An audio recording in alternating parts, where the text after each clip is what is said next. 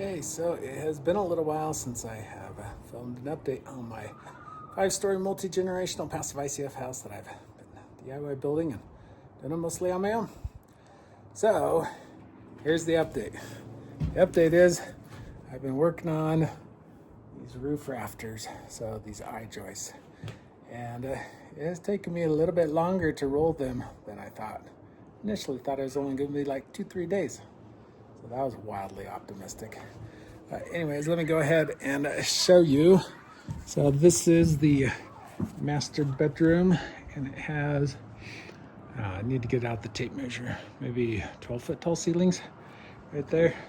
But what's really exciting is these 2 windows in the master bedroom. In fact, my neighbor across the street, she looked up at me. I was standing right here, and she said, "Aaron, I think that glass window is taller than you are." And I said, "Yeah, probably is, but if you could see the view, from up here, you'd understand why it's worth every single penny of the square foot of glass." So let's go ahead, I'll take you over to the kid bedrooms.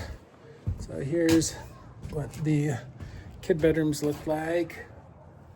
So probably 9-foot tall ceilings, which, especially because we want to put bunk beds in the kid bedrooms, and that's going to be nice. And then taking out most of the bracing that you've seen before. I have this bracing up here just so I can lean ladders on without falling out. But that gives you an idea of what the views are outside of the windows on the south. And then, yeah, like I said, they'll be able to I put bunk beds up there. And then, so I would say on the I-joist, I'm about halfway done. Maybe another 2-3 weeks. It just depends on, because I'm still working my full-time job. In fact, I'm no longer able to take time off just because of some stuff that's come up at work. So working 40, sometimes up to 50 hours a week. Let me go ahead and take you up here so you can see what it looks like up on top of the roof, where I will have my solar panels. The solar panels are going to need to be cleaned periodically, probably daily, maybe in the morning when the sun rises, and in the evening like this. In fact, let's go ahead and check out that sunset. Sunsetting over there.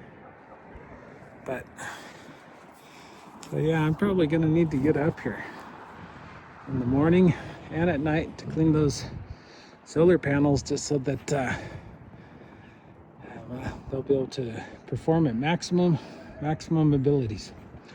But you can also see the slope of the roof. It's a monoslope roof that I have, and so I feel very nice and safe up here. You can see I'm putting in the 2x4s to help prevent the rolling, and then I also have on both sides, they're also sitting on the Simpson hangers to prevent the rolling. And then I've got the temporary plywood that ultimately is going to be my roof sheathing.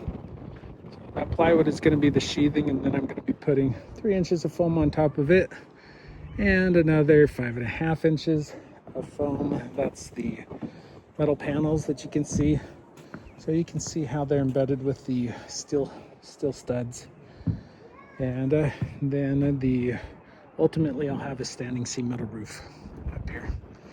And then with the standing seam metal roof, it makes it really easy to put solar panels on, because I just will end up clipping in the solar panel racks to the standing seams. Makes it so that I will have zero penetrations in my standing seam metal roof. So excited about that. And then because all of my insulation is on the outside of my, I wouldn't even call it an attic, it's 12 inches.